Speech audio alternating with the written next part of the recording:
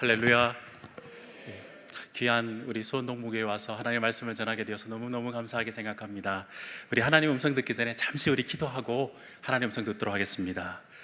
존귀하신 아버지 하나님, 이 시간 수원동부교회 귀한 주님의 권속들이 폭염을 뚫고 주님을 사랑하는 열정으로 주님 앞에 나왔습니다.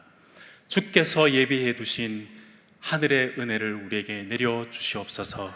특별히 말씀 가운데 하나님의 음성을 듣게 하시고 말씀 가운데 하나님이 어떠신 분이심을 깨달아서 하나님 앞에 우리의 마음을 내려놓고 기도하는 시간 되게 하여 주옵소서. 이 시간 주님의 말씀을 듣습니다. 아멘하며 받을 수 있는 저희들 되게 하시고 이 말씀을 전하는 부족한 종을 주님께서 붙들어 주시옵소서. 감사하며 우리 구주 예수 그리스도 이름 받들어 기도드리옵나이다. 아멘. 금요 성령 집회로 오신 여러분들을 축복하고 또 이렇게 말씀으로 섬기게 되어서 너무너무 감사의 말씀을 드립니다. 여러분들은 혹시 영국 속담 중에 이런 것이 있는데 혹시 들어보셨나요? 참호 속에서는 무신론자는 없다. 전쟁 속에서는 누구든지 신을 찾고 간절히 구하게 되어 있다, 이런 뜻이겠죠. 사실 진짜 전쟁터가 아니라 전쟁터 같은 우리의 삶 속에서도 마찬가지인 것 같습니다. 어려움을 당하면 누구든지 기도를 하게 되어 있습니다. 문제는 신자는 하나님께 기도를 하지만 불신자는 불특정 다수에게, 불특정한 사람에게 혹은 신에게 기도를 하게 되어 있죠. 문제는 대상입니다. 그런데 어느 날 사람들은 자기 자신도 신이지요. 그래서 스스로가 어떨 때는 스스로가 소원과 희망을 이야기할 때도 있고 때로는 한탄과 탄식을 하며 살아갑니다. 제 이야기는 모든 사람이 사실은 기도하는 사람입니다. 하나님께 대해서 기도를 하든지 다른 신에 기도를 하든지 아니면 자기 자신에게 기도를 하든지 사람은 누구나 기도하며 소원과 한탄을 내어놓고 살아가게 됩니다. 그래서일까요? 예수님을 믿고 난 다음에 하나님께 우리가 기도를 하는데 이상하게 하나님께 기도할 때 기도하는 내용과 기도하는 방법과 기도하는 목적에 대해서 어떻게 배웠다기보다는 그냥 하던 방식대로 기도하기가 훨씬 쉬운 것이 사실입니다. 여러분, 사실 교회에 다니면서 신앙생활 하다 보면 많은 신앙의 성경의 내용들도 알게 되고 신앙생활에 필요한 여러 가지 신앙적인 행동에 대해서 경험들은 쌓여갑니다. 지식도 쌓여갑니다. 근데 이상하게 신앙행위 중에 좀 손에 잡히지 않는 신앙행위가 있다면 저는 그걸 기도라고 생각합니다. 하면 할수록 이게 신비스럽고 다가가면 다가갈수록 잡히지 않는 지평선과 수평선 같을 때가 굉장히 많습니다. 그래서 시간이 지나도 내가 제대로 기도하고 있나? 기도해서 잘 모르겠다라고 이야기하는 것이 사실은 정직한 반응일지도 모르겠습니다. 한 번은 제가 중고등부를 섬길 때가 있었습니다. 그때는 제가 강도사 때였거든요. 전도사님 다음에 강도사님으로 섬길 때인데 수련회 기간에 함께 기도하는 시간이 되었습니다. 저녁에. 근데 한 친구가 자기 주변에 있는 사람들을 기도를 해주러 이렇게 돌아다니는 겁니다. 남을 위해서 기도한다는 건 참 아름다운 모습이긴 하지만 사실은 이 친구가 좀 괴짜 같은 구석이 좀 있었습니다. 조금 좀 불안하기는 했었습니다. 그런데 이 친구가 제 차례가 된 모양이에요. 제 앞에 와서 강도사님, 제가 기도를 해드려도 될까요? 어떻게 하지 말라고 합니까? 그래서 하라고 했거든요. 기도의 내용은 이랬습니다. 하나님 아버지, 우리 강도사님 불쌍히 여겨 주옵소서. 강도사가 뭘 알겠습니까? 어서 목사 되게 하여 주옵소서. 여러분, 그런 기도를 받은 제가 목사가 되어서 또 교수가 되어서 성경의 지식은 많이 늘었습니다. 그런데요, 목사가 되고 교수가 되어서도 잘 모르겠는 게 기도인 것 같습니다. 여전히 기도가 필요하고 여전히 기도의 능력이 필요하고 어떻게 기도하면 좋을지도 잘 모르겠는 그런 상태를 참 신앙생활하면서 느낄 때가 참 많습니다.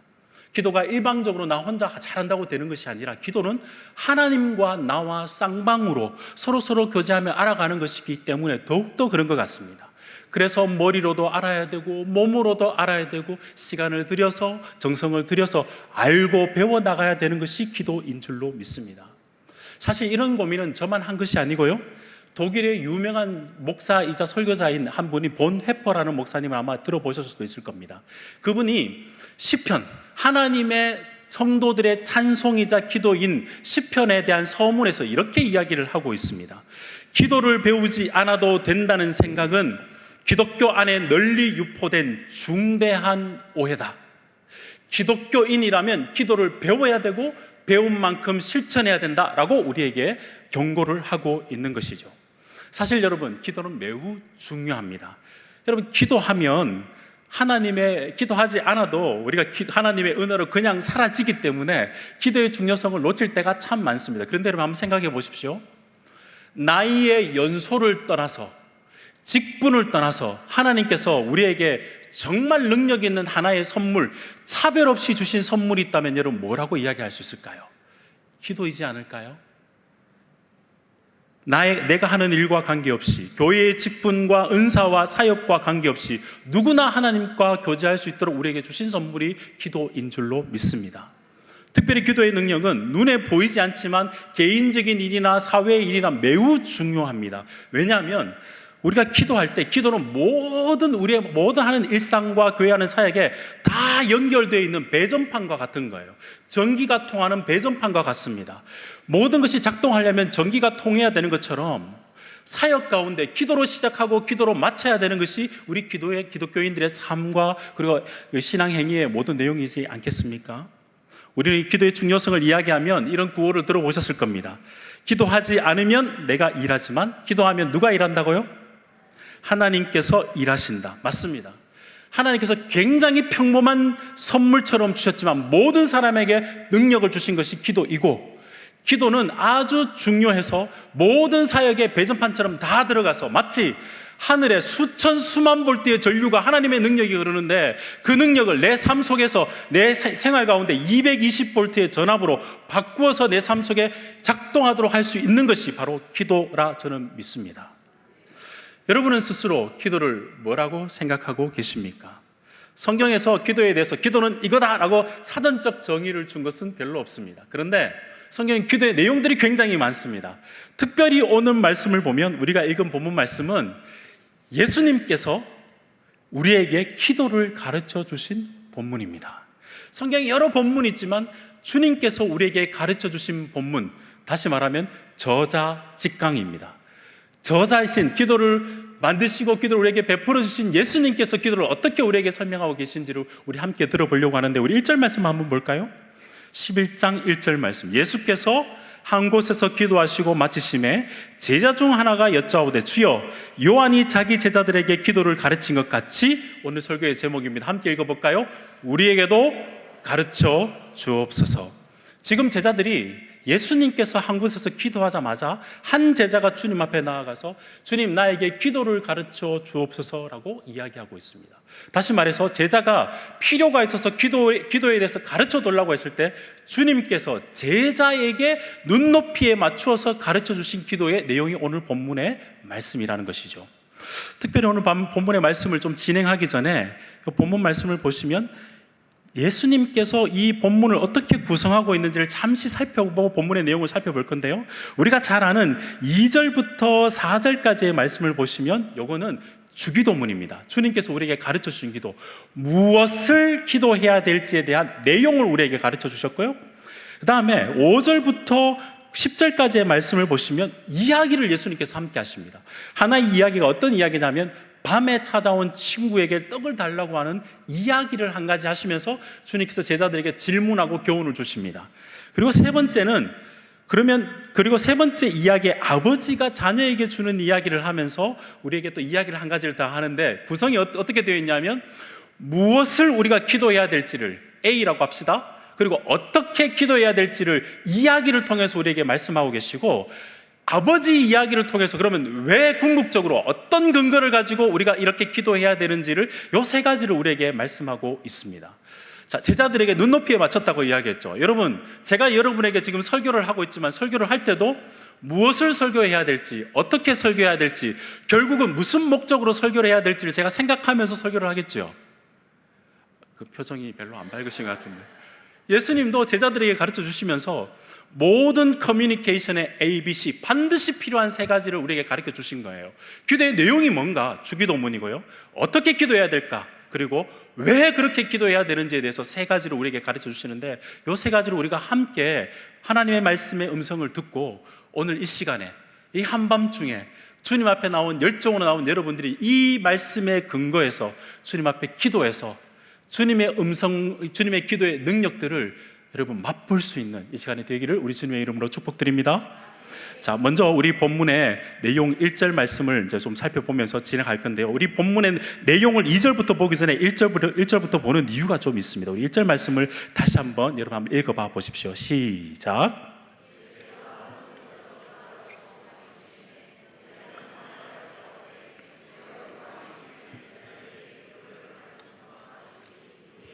가르쳐 주옵소서. 본문 말씀을 자세히 보시면 예수님이 기도의 내용을 이야기하기 전에 사실은 예수님은 기도를 이미 실천하고 계셨죠. 한 곳에서 기도하고 계셨습니다. 예수님은 특별한 시간, 특정한 장소에서 기도하고 있었고, 제자들은 예수님이 어디에서 기도하고 있는지를 알고 있었습니다. 이건 굉장히 우리에게 시사하는 바가 굉장히 큽니다. 그리고 제자들은 예수님께, 예수님 설교를 잘하는 방법 가르쳐 주십시오, 전도 잘하는 방법 가르쳐 주십시오, 내 삶 속에서 성공하는 방법을 가르쳐 주십시오, 그걸 묻기 이전에 예수님께 기도하는 법을 가르쳐 주십시오라고 물은 이유가 있습니다. 왜냐하면 주님의 삶에서, 주님의 삶 모든 것이 아침부터 저녁까지 틈틈이 정한 시간에 정한 규칙대로 기도하는 모습을 보여줬기 때문에, 예수님의 능력이 어디에서 나오는지를 제자들이 알았기 때문에 주님, 우리에게도 기도를 가르쳐 주옵소서라고 제자들이 질문한 것이지요. 그때 주님께서 우리에게 이런 이야기를, 이제 기도의 내용들이 이제 진행되기 시작하는데, 여기서 우리가 먼저 한번 교훈을 한번 생각해 보면 좋겠습니다. 여러분, 우리 자녀들도 여기 좀 많은데, 자녀들이 우리가 말을 한다고 배울까요? 우리가 몸으로 보여줄 때 제대로 배울까요? 몸으로 보여줄 때 배우겠죠. 주님께서도 말로 기도를 가르치시기 전에 몸으로 기도를 실천해 주셨습니다. 저는 이게 굉장히 우리에게 시사점이 있다라고 생각합니다. 여러분, 우리는 스스로 잘 압니다. 무시로 기도한다는 사람, 언제든지 어디서든지 기도할 수 있다라고 이야기하는 사람이, 사실 그게 우리가 스스로 가만히 생각해 보면 우리가 실제로는 그게 핑계일 때가 많다는 것, 여러분 인정하십니까? 물론 기도는 시간과 장소가 우선 중요하지는 않다는 것 압니다. 그러나 내용은 그렇지만 우리 몸으로 생각해 보면 몸은 그렇지 않습니다. 신앙생활 하다 보면 머리로 잘 알아서 신앙이 깨우쳐서 행동이 변할 때도 있습니다. 그런데 어떤 신앙의 행동들은 머리로 알지만 몸이 잘 따라지지 않는 부분들이 있습니다. 기도는 몸이 만들어지고 우리의 신앙의 내용들이 따라오는 성향에 굉장히 가깝습니다. 여러분, 영어로 변화가 뭐죠? 체인지죠. 이렇게 생각하시면 좋겠습니다. 기도는 체인지다. 몸체, 몸이 변해야 인식이 따라오고 그 다음에 의지가 따라옵니다. 신앙은 깨달아서 행동으로 옮겨질 수도 있지만, 어떤 것은 열심히 몸을 움직여야 그 의식이 제대로 깨달아지는 내용들로 우리에게 주어질 때도 있습니다. 제가 이 말씀을 드리는 이유는 조금 도전적으로 말씀을 해보겠습니다. 예배도 마찬가지입니다. 사실 공적 예배를 잘 하지 않는 사람이 어디든지 예배를 할 수 있다고 이야기를 합니다. 아니에요. 정한 시간에, 규칙적인 시간에 예배를 드린 사람이 어디서든지 예배를 드릴 수 있는 것 인정하시지요? 이 자리에 나오신 분들에게는 이런 말을 하실 필요가 없을 것 같은데, 그럼에도 불구하고 우리 분명히 하는 것은 있어야 될 줄로 믿습니다. 주님께서는 기도의 내용을 가르치시기 전에 몸으로 보여주셨습니다.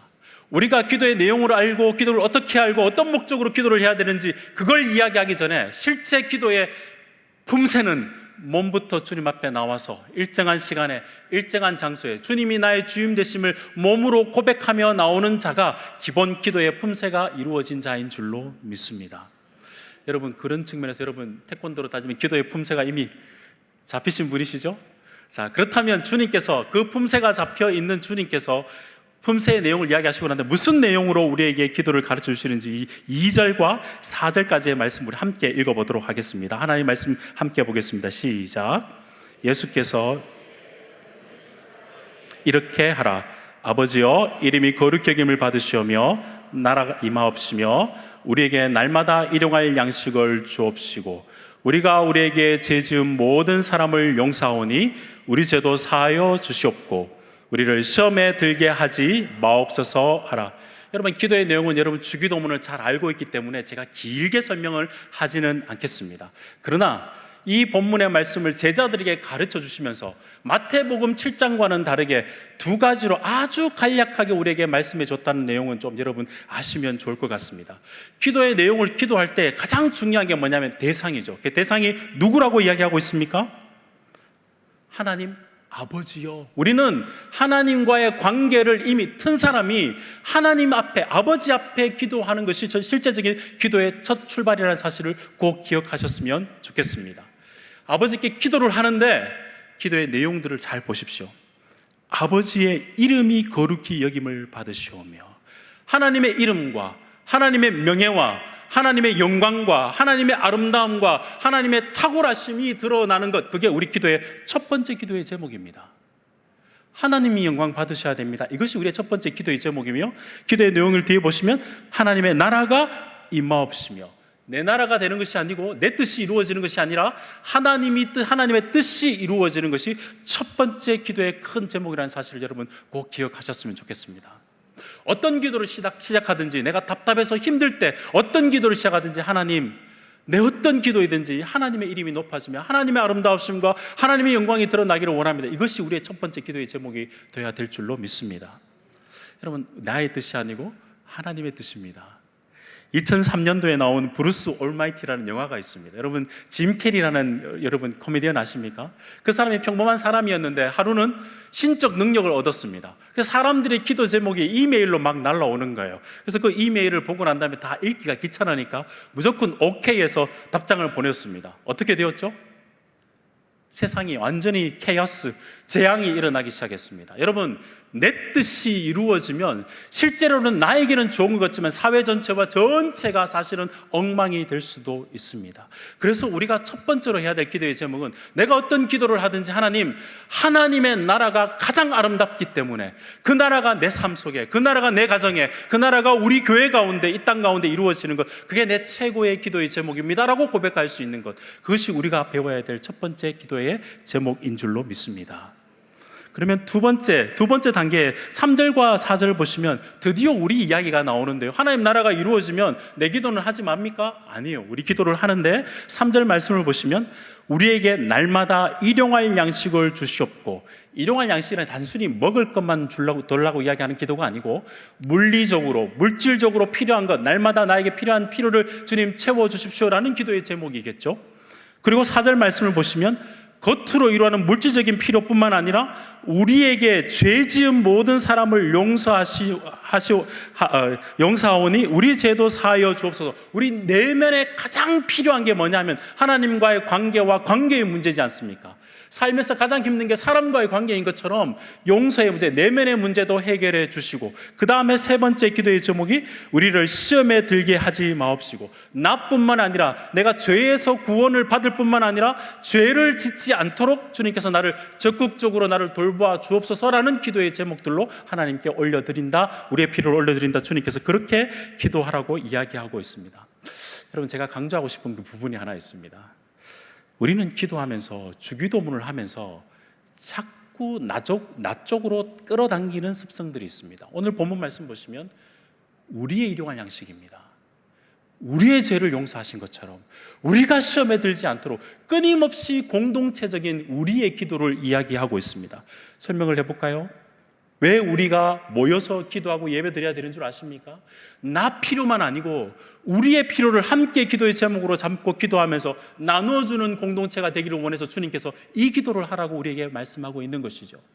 내가 벌써 하나님 앞에 용서를 받았기 때문에 용서받은 자로 주위에 있는 사람을 주위에서 용서하고 섬길 수 있도록 하면 좋겠다라고 주님께서 우리에게 말씀하고 계시는 것이고, 사회가 나뿐만 아니라 악이 횡행하지 않도록, 폭력과 폭악이 행행하지 않도록 주위에 있는 나라가 아름다운 나라가 될 수 있도록 주님께서 그 기도의 제목을 시험에 들지 않고 구조적으로 악에 빠지지 않도록 기도하라고 우리에게 주님께서 말씀하고 있다는 말씀입니다.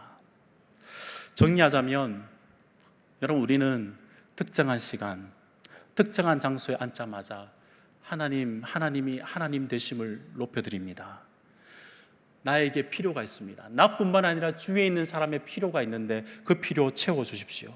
나와의 하나님과의 관계가 용서받은 것처럼 나도 주위에 있는 사람을 용서하며 화해의 사신으로 내가 살아가고 싶습니다. 다른 사람을 정말 유쾌하게 하는 사람으로 살아가고 싶습니다. 그런가 하면 나뿐만 아니라 이 땅 가운데 있는 어둠이 물러날 수 있도록 주여 우리에게 죄를 우리가 시험에 들지 않게 하옵소서 기도하실 수 있는 여러분이 되었으면 좋겠습니다.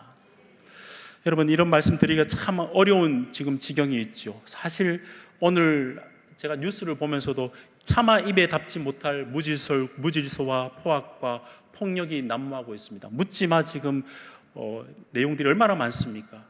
이런 시대 가운데 우리가 왜 주기도문 주님 가르치신 기도로 기도해야 되는 것? 우리의 필요, 우리가 죄에 용서하고 주위에 있는 사람들이 배려와 그들이 잘 살아갈 수 있도록 너희는 이렇게 기도하라 주님께서 가르치신 이 기도가 지금 우리에게 정말 필요한 기도인 줄로 믿습니다. 나를 넘어서는 기도, 하나님 나라가 우리 가운데 임하되 나를 넘어서 하나님 나라가 완벽하게 이룰 때까지 하나님 나의 기도를 사용하옵소서. 이 기도의 제목으로 나가시는 여러분이 되시기를 우리 주님의 이름으로 축복드립니다. 자, 두 번째로 그러면 어떻게 기도할 것인가? 우리 5절부터 10절까지의 말씀인데요. 자, 이렇게 주님께서 기도의 내용을 말씀하고 난 다음에 기도에 대해서 어떻게 기도해야 될지를 주님께서 이야기를 풀어가십니다. 왜 이야기를 하셨을까요? 제가 설교를 조금 지금 딱딱하게 하니까 여러분 지금 이렇게 주무시는 분이 계시는데 제가 만약에 이야기를 꺼내면 깜짝 놀라서 이제 이야기를 들으려고 하실 겁니다. 예수님께서 이야기를 꺼내신 이유는 제자들이 내용 그거 잘 압니다. 근데 정말 그렇게 기도한다고 하나님께서 들어주실까요? 라는 생각이 마음에 들었는지도 모르겠습니다. 주님께서 갑자기 이야기를 하나 꺼내어내시는데 5절과 6절 말씀, 10절까지 말씀인데 5절과 6절을 먼저 보도록 하겠습니다. 5절 6절 말씀을 함께 읽어볼까요? 시작. 또 이르시되 너희 중에 누가 벗이 있는데 밤중에 그에게 가서 말하기를 벗이여 떡 세 덩이를 내게 구워달라. 내 벗이 여행 중에 내게 왔으나 내가 먹일 것이 없노라 하면, 지금 배경이 이렇습니다. 친구가 한밤중에 그 마을에 있는 친구에게 가서 문을 두드립니다. 그리고 난 다음에 떡 세 덩이를 나에게 돌라라고 이야기를 합니다. 근데 그 이유가 뭐냐면 6절을 보시면 자기 친구 또 다른 벗이 멀리서 자기 집에 밤에 방문한 거예요. 근데 집에 와서 저희 집에 자기 집에 떡이 없으니까 그 마을에 있는 친구에게 가서 떡 세 덩이를 돌라라고 배경을 주님께서 설명하고 있습니다. 여러분, 이건 우리 지금 문화 속에서는 참 이해하기 힘든 것이죠. 밤에 누구 집에 찾아가는 것은 실례죠. 그리고 제대로 밤에 찾아가서 그것도 문을 두드리고 갑자기 떡을 내놔라고 이야기하면 참 실례인데, 이건 그때 당시 문화를 조금 아셔야 좀 이해가 될 수 있습니다. 당시 문화 속에서는 우리 지금처럼 핸드폰이나 카톡이 없기 때문에 친구가 언제 오는지 방문하는지 잘 모르죠. 그런데 그때 팔레스타인은 지금처럼 여름처럼 날씨가 너무 뜨겁기 때문에 아침에 일찍 여행하거나 밤에 여행을 했습니다. 그러다 보니까 밤에 친구가 올 때가 많았죠. 근데 그날따라 밤에 음식이 없는 겁니다. 그래서 그 친구가 온 것을 잘 대접하기 위해서 당시에는 그 사람에게 다른 곳에서 빌려서 그 친구에게 음식을 대접하는 것은 당연한 일이었어요. 인간의 마땅한 도리였습니다. 그래서 여러분, 성경을 보시면 구약이나 신약이나 주위에 있는 사람의 집을 방문하면 환대해라, 손대접을 잘해라. 아브라함이 천사가 방문했는데 잘 대접하는 모습을 보이지 않습니까? 마찬가지로 그때 당시 문화 속에는 친구가 왔을 때는 그렇게 하는 것이 너무나 당연한 것이었습니다. 그런데 모르는 사람이 와도 그렇게 해야 되는데 친구가 왔다면 더욱더 그렇게 해야 되겠죠. 문제는 음식이 없었다는 겁니다. 지금처럼 편의점이 있으면 가서 사오면 될 건데 그게 없었기 때문에 자기가 가장 믿고 신뢰할 만한 친구에게 가서 그걸 대접하지 않는다는 것은 불명예고 수치스러운 일이기 때문에 가장 신뢰하는 친구에게 가서 밤에 노크를 하고 떡 세 덩이를 돌라고 한 것입니다. 제가 이 말씀을 준비하면서 문득 이런 생각을 해봤으면, 나에게는 이런 친구가 있을까? 여러분에게 그런 친구가 있습니까? 저에게는 그런 친구들이 있는데 공교롭게도 다들 목사님이셔서, 제가 이제 유학을 갔는데 제가 이제 석사 공부를 할 때 앞집 목사님 네 분이 계셨습니다. 그 목사님 네 분은 자녀가 없었어요. 그러다 보니까 저희 집에는 아이가 2명, 그때 당시 2명에서 지금은 3명이 되어서 2명과 한 공주가 계신데요. 그것도 2명이 좀 이렇게 장난이 심하니까 사실은 여행이 3살, 5살 이런 아이들 데리고 여행하기는 힘든데 이 부부는 자녀가 없으셔서 그런지 저희 가정과 무조건 여행을 같이 해주셨습니다. 그럼 보통 일이 아니지 않습니까? 언제든지 그 아이를 내가 맡긴다 그런다면 그 가정에게는 맡길 수 있는 가정이겠죠. 한밤중에 찾아가도 되는 친구 아니겠습니까? 한 번은 학교를 옮겨서 공부를 하다가 원래 공부를 못하는 사람이 공부를 너무 열심히 하다면 탈이 나지 않습니까? 제가 쓰러졌습니다. 그래서 아내가 저를 병원에 데려가는데 아이들이 있잖아요. 그때는 3명이었습니다. 그때는 옆에 있는 옆집 목사님이 혼자 와서 유학을 하고 계셨는데 새벽부터 그 아이를 다 씻겨서 옷을 입혀서 학교를 보내줬습니다. 그 정도면 정말 신뢰할 만한 친구 아니겠습니까? 어떻게 주위를 한번 봐보십시오. 정말 친구 계신지. 네, 여러분 정말 한밤중에 찾아갈 친구가 있으면 니께 내 거고 내께 니께 되듯이 뻔뻔하게, 때로는 당당하게, 때로는 담대하게 구할 수가 있습니다. 친구이기 때문이죠. 때로는 친구이기 때문에 정말 신뢰해서 그 친구가 있다는 것 자체만으로도 우리에게는 힘이 되고 위로가 될 때가 많습니다. 정말 여러분들이 주위에 있는 이제 성도님들에게 그런 친구가 되었으면 좋겠습니다. 그런데 여러분 7절 말씀을 보시면 그 친구가 예상치 못하는 대답을 합니다. 7절 말씀 한번 함께 읽어볼까요? 함께 읽겠습니다. 시작. 그가 안에서 대답하여 이르되 나를 괴롭게 하지 말라. 문이 이미 닫혔고 아이들이 나와 함께 침실에 누웠으니 일어나 내게 줄 수 없노라 하겠느냐라고 주님께서 물었습니다. 이 말은 무슨 말씀이죠? 이 친구가 안에서 나와보지도 않은 겁니다. 이렇게 이야기합니다. 나를 괴롭히지 말라. 문이 이미 닫혔다. 나는 내 아이들이 지금 자고 있는데 깨울 수가 없다. 그러니까 집으로 가 라고 이야기한다면 그 친구가 진짜 친구인가요? 손절각이라고 하죠. 친구하지 않겠다는 이야기지 않겠습니까? 이 이야기를 하신 예수님의 의도가 뭐냐면 사실은 7절 말씀 뒷부분을 보시면 없노라 하겠느냐라고 주님께서 물어보신 것이죠. 당시의 유대인들이라면 이 이야기 들으면서 다 피식 웃었을 겁니다. 절대로 그럴 수가 없죠. 인간이라면 그럴 수 없습니다 라고 아마 다 대답을 했을 겁니다. 근데 만약에 오늘날 우리 성도님들에게 이야기하면 이 사실은 코미디와 같은 말씀인데 듣고 난 다음에 다큐멘터리가 됩니다. 실제 밤에 찾아와서 우리 아이들 자고 있는데 여름에 불면증에 왔는데 이렇게 하면 진짜 나가기 힘들 건데 지금 우리는 다큐멘터리를 봤지만 주님의 의도는 그게 아니었습니다. 그때 당시 문화 속에서는 너무나 거절한다는 것 그 자체가 너무나 어처구니가 없고 자신의 신분과 마을의 명예와 마을의 명예를 위해서는 당연히 그 이야기를 들어줘야 되는 것이 맞습니다. 여러분, 예수님께서 제자들에게 왜 이 이야기를 하셨을까요?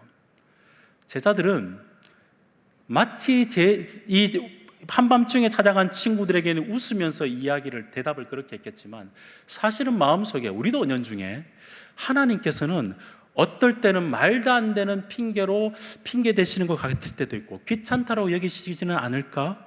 혹은 우리가 정말 열심히 기도하지만 하나님이 나의 말씀, 나의 기도에 들어주실까라는 생각을 은연중에 마음속에 하고 있는 것이죠. 주님께서 이 이야기를 하신 것은 사실은 대조시키려고 우리에게 이 말씀을 하고 계십니다. 이 친구는 돌아가라고 이야기했지만 우리 하나님은 언제든지 나에게 오라라고 지금 대조적으로 우리에게 이야기를 하고 계시는 것이죠. 그 친구는 문이 닫혔다라고 이야기하지만 하나님은 기도하면 언제든지 문을 열어줄 수 있는 분이 하나님이다라고 우리에게 말씀하고 있는 것이고요. 그 친구는 내 곁에 있는 아이가 중요하다라고 이야기를 하지만 우리 하나님은 네가 나의 자녀이기 때문에 언제든지 오라라고 이야기하고 있는 이 지금 친구와 하나님은 그렇지 않다는 것을 대조해서 우리에게 말씀하고 있는 것입니다. 예수님은 이 이야기를 토대로 우리에게 기도할 때 이렇게 했으면 좋겠다라고 2가지 우리에게 약속과 명령의 말씀을 주시는데 8절 말씀을 한번 보겠습니다. 첫 번째 우리에게 주신 기도의 태도입니다. 내가 너희에게 말하노니 잘 한번 들어봐 보십시오. 비록 벗됨으로 인하여서는 일어나서 주지 아니할지라도 그 간청함을 인하여 일어나 요구대로 주리라. 우리는 자칫 여기 오해할 수도 있는데요, 여기 간청함이 물론 간절함도 포함될 수 있습니다. 그거보다는 원래 원어의 뜻은 뻔뻔하고 담대하고 당당하게 나에게 구하면 내가 들어주겠다라는 뜻입니다. 비록 벗됨으로 내가 그렇게 안 들어줄지는 모르겠지만, 그렇진 않고 사람이 마땅한 도리를 해야 되는 것처럼 하나님이 우리의 아버지라면 내가 아버지로서 너에게 마땅히 뻔뻔하게 당당하게 구하면 내가 너에게 들어주겠다라고 주님께서 우리에게 말씀하고 있는 내용이죠. 사실 여러분, 기도는 사실 우리의 자격과 우리의 조건을 따져본다면 우리가 어떻게 하나님 앞에 당당하고 뻔뻔하게 기도할 수 있겠습니까? 그러나 예수 그리스도 그분으로 인해서 우리는 주님 앞에 하나님이 나의 아버지가 되어서 그분 앞에 나가서 하나님 이거 주십시오, 저거 주십시오, 뻔뻔하고 당당하게 기도할 수 있다라고 우리에게 주님께서 우리에게 말씀하기 위해서 이 이야기를 우리에게 하신 줄로 믿습니다. 여러분, 기도는 기본적으로 본질상 간절해야 되지만 기도는 우리 존재와 기도는 본질상 당당하고 담대하고 뻔뻔스러운 기도인 것 사실입니다. 그럼 혹시 여러분 이렇게 기도하시는 분이 계시나요? 하나님, 여기 내가 하나님께 해주시길 원하는 것이 있습니다. 그런데 보니까 요즘 우크라이나에 전쟁도 났고 일본에 태풍도 났고 많이 힘든 사람이 있습니다. 죄송하지만 그런 모든 것들이 좀 바쁘실 것 같은데 제 기도 들어보시고 나중에 한번 들어주시면 좋겠습니다. 이렇게 기도하시는 분이 있으십니까?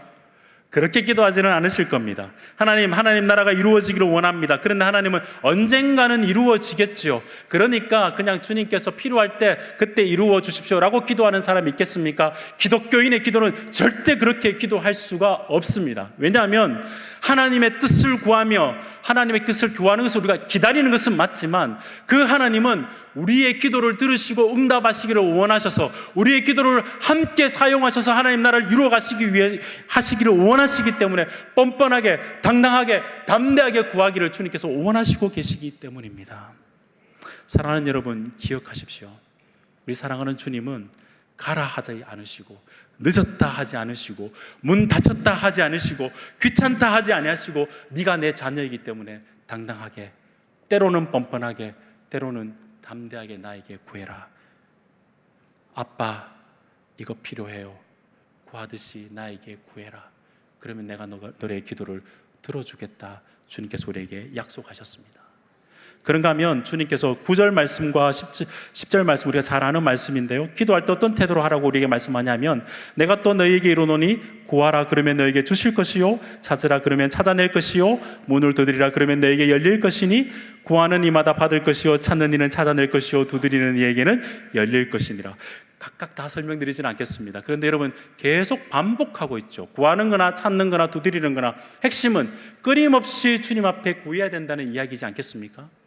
하나님께서 우리에게 들어주시는데 우리가 느끼는 체감 속도는 좀 다릅니다. 그래서 하나님 정말 기도하는 대로 했는데 하나님 왜 이 기도를 빨리 응답하지 않으시지요? 라고 이야기를 할 때 주님께서 구하고 찾고 두드리라, 지속적으로 끊임없이 구해라 라고 주님께서 우리에게 말씀하고 있는 것이죠.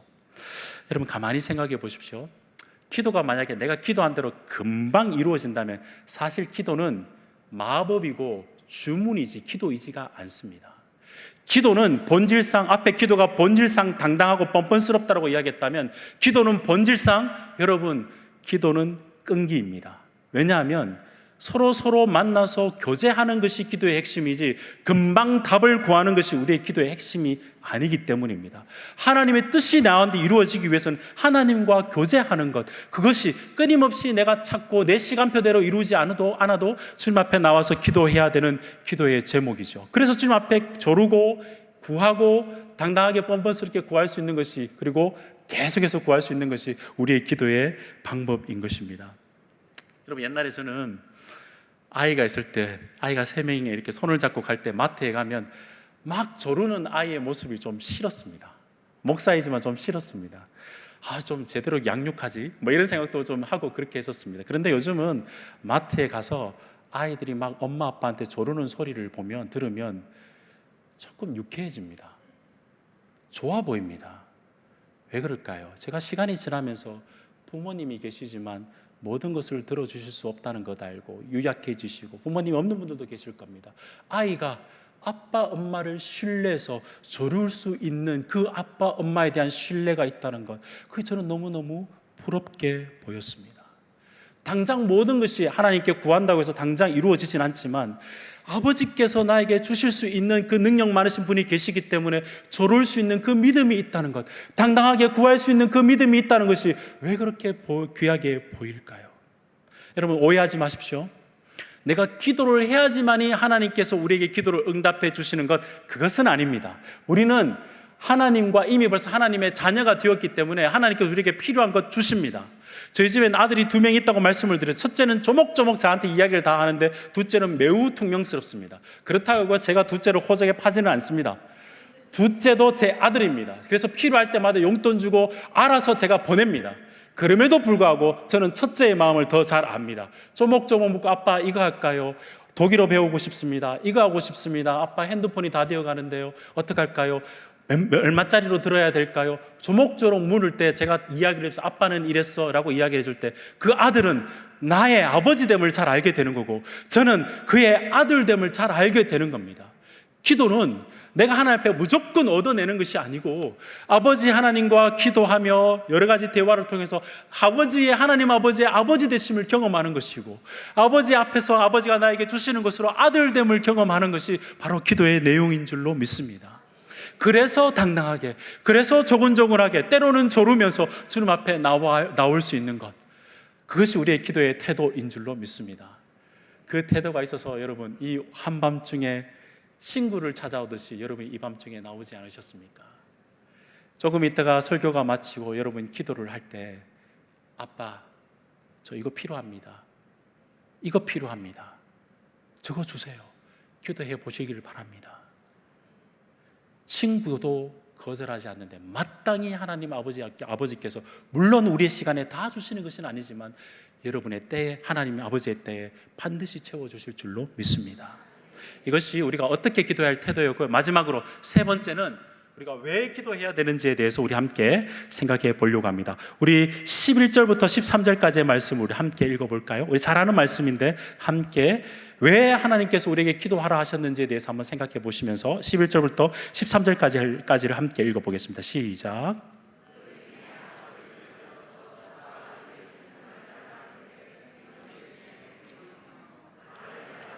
전가를 주겠느냐? 너희가 악할지라도 좋은 것을 하물며 너희 하늘 아버지께서 구하는 자에게 성령을 주시지 않겠느냐 하시니라. 아멘. 아마 여기까지 설교를 들으시면서 너무 잘 아는 내용이고 무슨 내용으로 설교를 해야 되고 어떻게 기도를 해야 될지에 대한 내용은 잘 알겠는데 마음속에 여전히 여러분의 마음속에 살아있는, 그러니까 스물스물 올라오는 질문이 한 가지가 있다면 제가 대신해서 한번 말씀해 본다면 이런 것 아닐까 싶습니다. 내가 하나님께 정말 기도했는데 어차피 하나님 뜻대로 이루어질 것이고 내 뜻대로 이루어지지 않아서, 그런데 어떤 기도는 기도했는데 이루어지지 않고 더 절망적인 상황으로 가는데도 내가 기도해야 될까요? 그런 기도에 그런 생각들을 가지시는 분이 있을지도 모르겠습니다.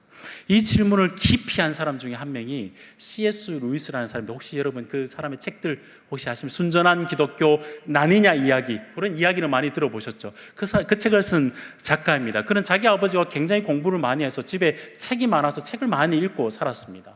그래서 유명한 기독교 변증가가 되었죠. 그런데 기독교 변증가가 되기 전에 그 삶의 굴곡들이 좀 있습니다. 형은 알코올 중독자였고 자기 친구의 엄마와 함께 동거를 했어요. 3명이 같이 살았습니다. 그리고 루이스가 살다 보니까 그래서 아마 병폐들이 참 많이 보고 살았던 것 같아요.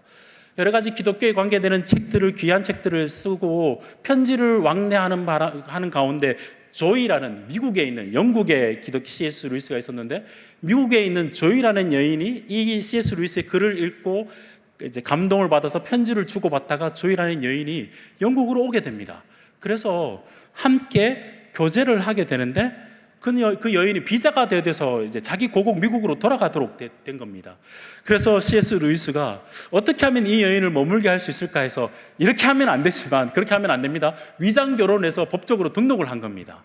그래서 법적으로는 결혼을 했지만 결혼하지 않고 지내고 있었는데 어느 날 조이가 엉덩이가 좀 아프다 그래서 병원을 갔더니만 아주 고질적인 병이 암이 걸리게 됩니다.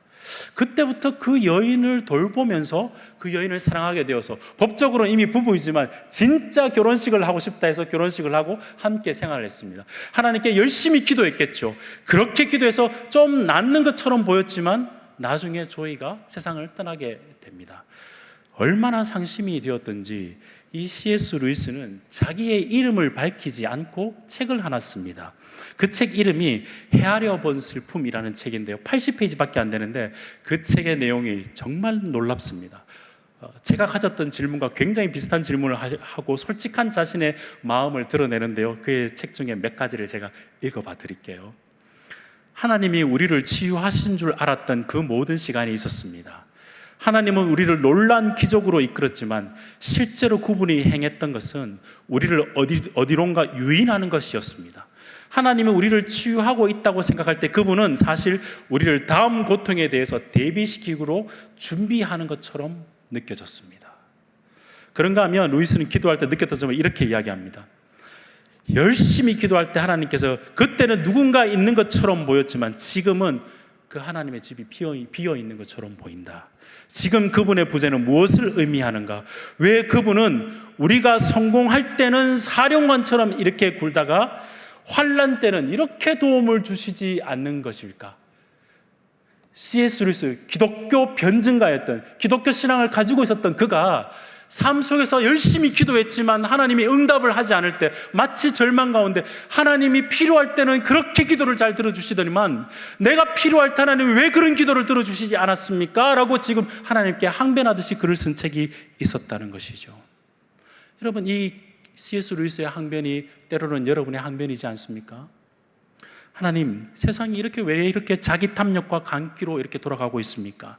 미신과 이단이 판치고 믿음의 자녀가 신앙대로 살아가기가 힘들고 하나님, 우리 기독교인들 좀 도와주십시오 라고 이야기를 하는데 점차 기독교는 정말 손가락질 당하는 그런 모습으로 가고 있으면서 우리가 마음속에 하나님 왜 우리 기도를 들어주시지 않을까요?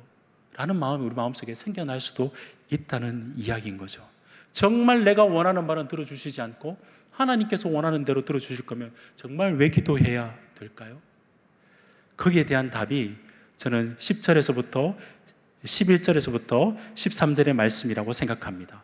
보시면 앞에 5절에서는 너희 중에 누가 벗이 있는데 친구가 있었는데 라고 이야기를 한다면 11절 말씀 중에 너희 중에 아버지 된 자로, 아버지가 자녀에게 어떻게 반응하는지를 우리에게 설명하고 있습니다. 뭐라고 이야기하고 있죠?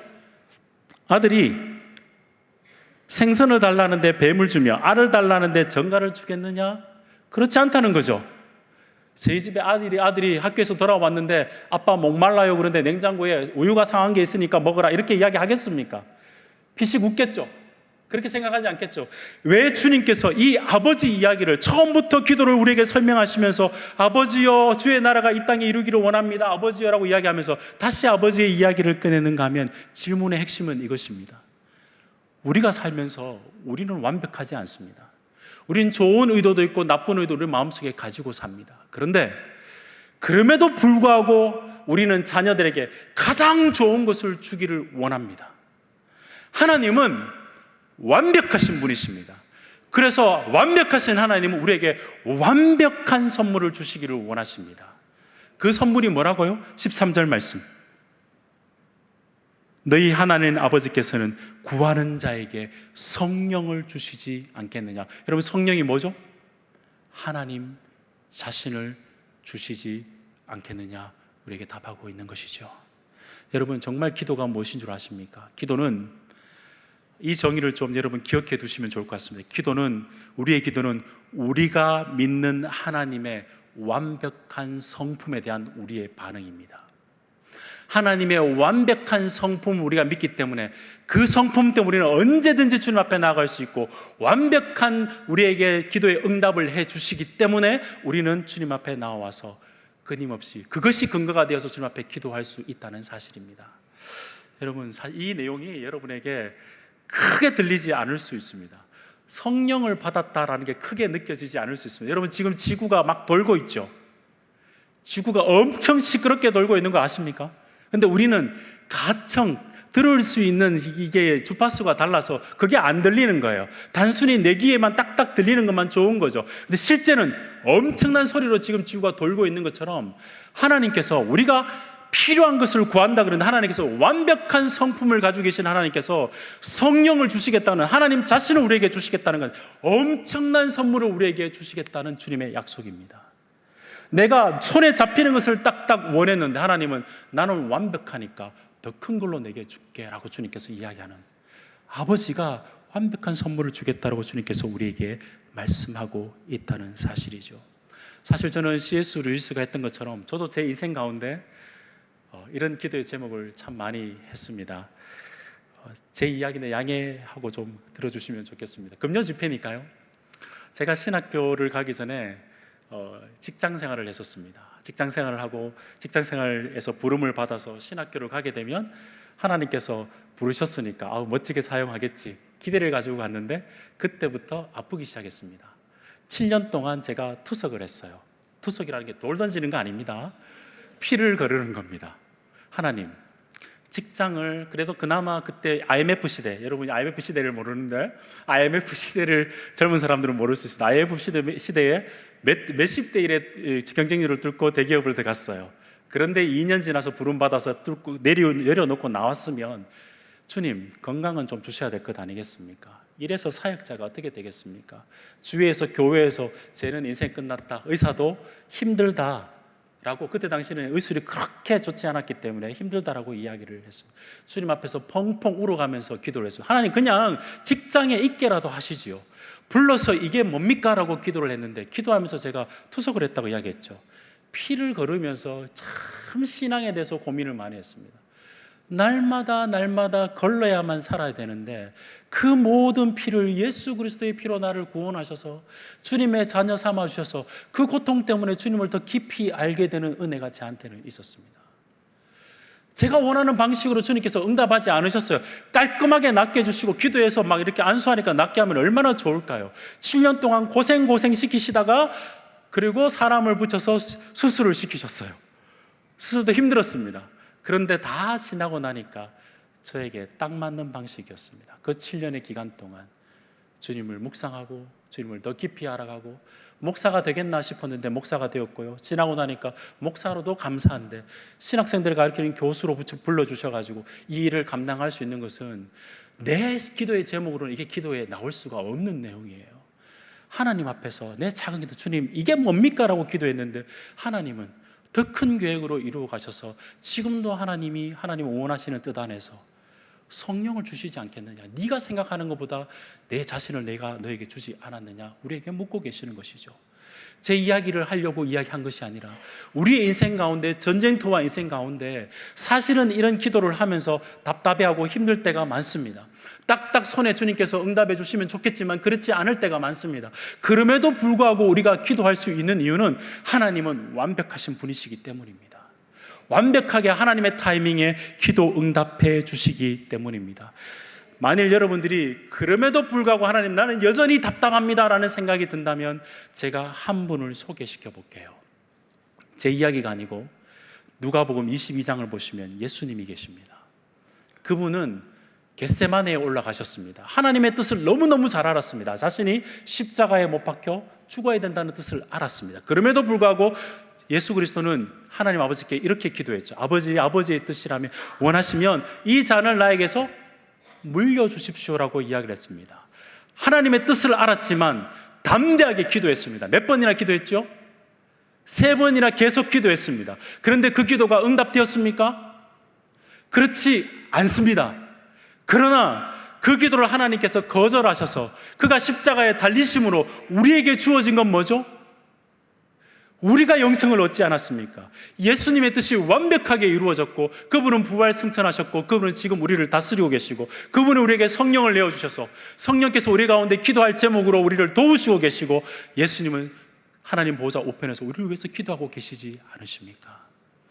때로는 우리의 기도가 거절당할 때가 있습니다. 그러나 그 거절은 하나님께서 더 큰 은혜로 성령을 주시기 위해서, 하나님 자신을 우리에게 주시기 위해서 주께서 우리에게 응답하신다는 사실을 믿으시고 주님 앞에 나와서 기도할 수 있는 여러분 되시기를 바랍니다. 말씀을 맺고자 합니다. 여러분, 오늘 본문으로 우리를 기도하라고 가르쳐 주신 주님은 지금 어디에 계십니까? 하나님 보좌 우편에 계십니다. 거기서 뭘 하고 계실까요? 로마서 8장 말씀을 보시면 우리를 위해서 간구하고 대언해 주시고 우리를 위해서 기도하고 계십니다. 그분의 영인 성령은 어디에 계십니까? 여러분의 마음속에 계셔서 지금 하나님 앞에 기도할 때 여러분에게 기도의 제목들을 주님께서 알려주실 겁니다. 말씀의 내용대로 기도하시는 여러분 되시길 바랍니다. 성부 하나님은 지금 우리가 하는 기도를 들으시고 예수님께서 보좌 우편에서 우리를 대언하시는 그 기도를 들어주시면서 그분의 아들을 거절하셔서 그분을 죽이시기까지 우리를 사랑하셨던 하나님께서는 지금 우리의 기도를 들으시고 예수님의 중보를 들으시면서 그분이 오늘 우리가 기도하는 그 기도를 듣지 않으시겠습니까? 반드시 들어주실 줄로 믿습니다. 하나님에 대한, 선하신 하나님에 대한 근거로 우리는 기도합니다. 그 하나님이 계시기 때문에 담대하게 기도할 수 있으며 그 하나님이 계시기 때문에 끝까지 기도할 수 있으며 그 하나님이 계시기 때문에 하나님 내 기도를 통해서 하나님의 나라가 내 가정과 내 교회와 하나님의 나라가 내 삶 속에 이루어지기를 원합니다. 나를 넘어서 우리 교회 가운데 이 땅 가운데 하나님 나라가 이루어지기를 원합니다. 이것이 주님께서 지금 우리에게 말씀하신 기도의 교훈인 줄로 믿습니다. 우리 함께 이 말씀을 생각하면서 우리 함께 기도하면 어떨까요? 이 시간 기도할 때 크게 두 가지의 기도의 제목을 가지고 기도하면 좋겠습니다. 주님께서 주신 기도의 제목 그대로 한번 기도해 보면 좋겠습니다. 하나님 아버지, 하나님 나라가 이 땅 가운데 그리고 내 마음에 우리 가정에 이루어지게 하옵소서. 하나님, 내 모든 기도의 제목을 주님 앞에 조근조근 다 아뢰기 이전에 가장 중요한 기도의 제목은 하나님의 명예와 하나님의 이름이, 하나님의 거룩하심이, 하나님의 탁월하심이, 아름다움이 내 가정과 이 교회와 이 땅 가운데 이루어지기를 원합니다. 하나님, 이것이 나의 유일한 소원이며 가장 큰 소원입니다 라고 기도할 수 있는 저희들 되었으면 좋겠습니다. 주님 뜻 안에서 우리의 외적인 필요와 내적인 필요, 무엇보다 이 땅 가운데 하나님의 필요, 하나님의 나라가 이루어지게 하옵소서, 이 기도로 주님 앞에 나아갔으면 좋겠고요. 두 번째, 우리 기도를 할 때는 하나님, 신실하신 우리 아버지 하나님 앞에 담대하게, 뻔뻔하게, 때로는 조르면서 하나님의 하나니심, 완벽하신 하나님의 응답하신다는 내용들을 우리가 신뢰함으로 기도하셨으면 좋겠습니다. 지금까지 거절당한 상처가 있다면 주님 앞에 다시 넣으시고 하나님 아버지, 내가 다시 주님의 선하심을 신뢰합니다. 하나님의 성품을 신뢰합니다. 응답하옵소서. 그런 기도의 제목으로 주님 앞에 나아가기를 원합니다. 우리 다 함께 주님의 이름을 불러가며 주님 앞에 나아가겠습니다. 기도하겠습니다. 주여,